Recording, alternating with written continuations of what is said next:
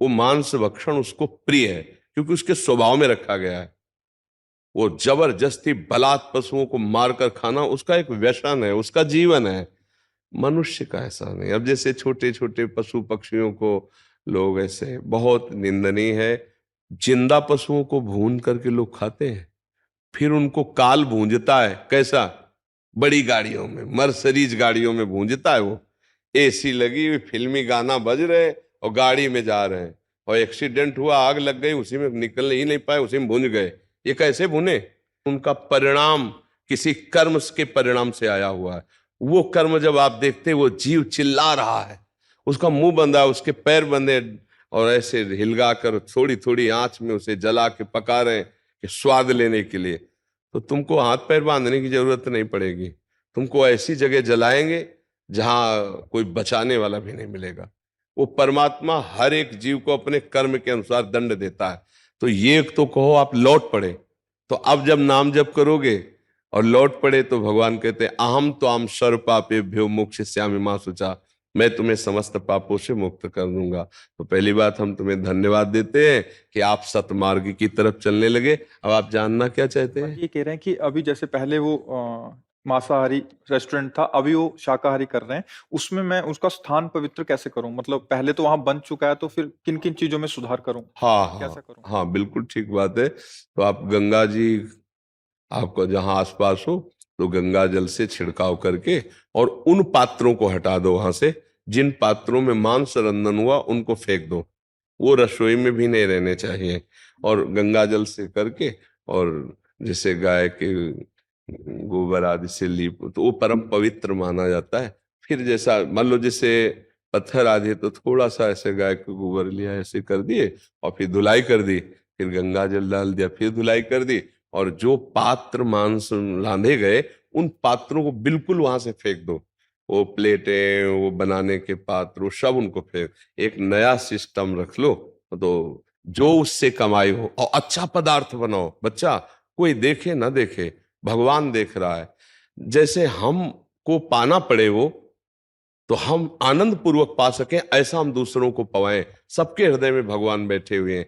आजकल क्या होता है कि 4-4 दिन की दाल तुरंत छौंक करके और उसको फ्राई करके दे रहे हैं, और वो नहीं खा सकते, वो दूसरे को दे रहे हैं। कई ऐसे भोजन पदार्थों में नुकसानदायक बातें देखी गई। ऐसा कभी ना करें। धर्म पूर्वक पवित्र ताजा भोजन दे, पैसा भले 10 रुपया ज्यादा ले ले, अच्छा रहेगा। 10 रुपए अपनी मेहनत के तुम ज्यादा ले लो, पर अच्छा पदार्थ पवित्रता पूर्वक बनाओ, लोगों को पेट भर कर भोजन पावे, तो उनको कोई नुकसान ना हो, उनका स्वास्थ्य और उनकी बुद्धि शुद्ध हो, नाम जप करते हुए बनाओ। भगवान की विशेष कृपा होगी बच्चा। नहीं, अब जैसे हम कई बार पर हमारी बात शायद उनके कानों तक न पहुंचती उन लोगों की, कुछ लोग केमिकल डाल के दूध बनाते हैं। अब उनसे कहो तुम अपने बच्चे को पिलाओ, तो नहीं पिलाएंगे।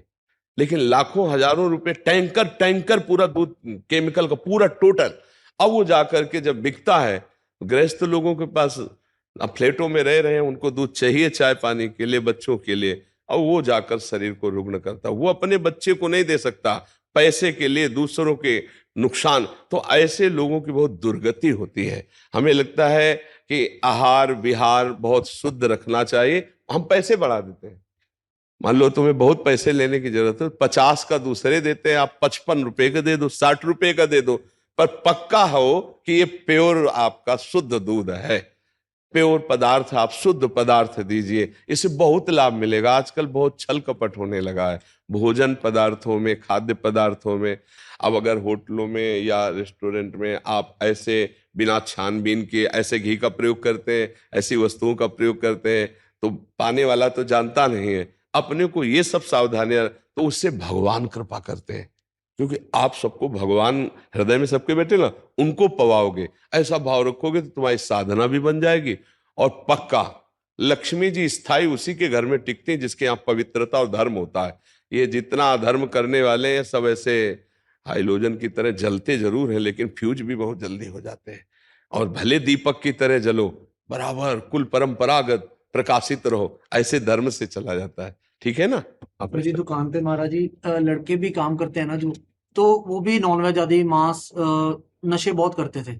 मैं अपने साथ उनको लेके जाता था, आप ही के सत्संग सुनाता था गाड़ी में, जी और वो सब कुछ छोड़ चुके। हाँ, बहुत अच्छा है, बहुत अच्छा है। और पवित्र उनको भी करके भोजन बनाने की सेवा में जो आपके साथ हो उन पर नजर रखें, क्योंकि अपवित्रता फिर ठीक नहीं है। जैसे कुछ लोग अपवित्रता अब भोजन गरम गरम जाएगा तो वो थोड़ी बताएगा कि अपवित्र है, लेकिन भगवान उसको देख रहे हैं। अपवित्र भोजन किसी को ना पवाओ। पवित्र भोजन, स्वादिष्ट भोजन, अच्छा भोजन, स्वास्थ्यवर्धक, पैसा भले 10 रुपये ज्यादा रख लो तो भगवान कृपा करते हैं, उससे भगवान कृपा करते हैं। ये हम हृदय की बात करें, आज विश्वास उठता जा रहा है हर जगह से।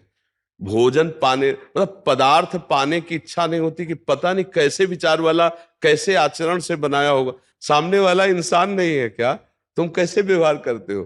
तो तुम पीछे बना रहे हो, लेकिन वो सीसी कैमरा के बिना भी देख रहा है परमात्मा। वो बड़ा विचित्र है, वो ऐसी जगह फंसाएगा कि जहां भारी दंड मिलेगा। तो इसलिए बहुत अच्छा है आप लौट पड़े, अपने मित्रों को भी इस पवित्र करके और हमारे समाज की सेवा करो। मान लो जो होटल है, रेस्टोरेंट है, ये समाज की सेवा है। अर्थ एक निमित्त मात्र है, सेवा का भाव प्रदान रखो, सब में भगवान आकर के पाते, खूब अच्छे से दुलार पूर्वक पवाओ, जो अर्थ मिल जाए परिवार चलाओ, यही जीवन का लाभ है। हमें केवल जीने के लिए अर्थ कमाना इतनी बात नहीं है, हमें धर्म पूर्वक जीना, जिससे हमारा अगला जन्म भी हो तो बहुत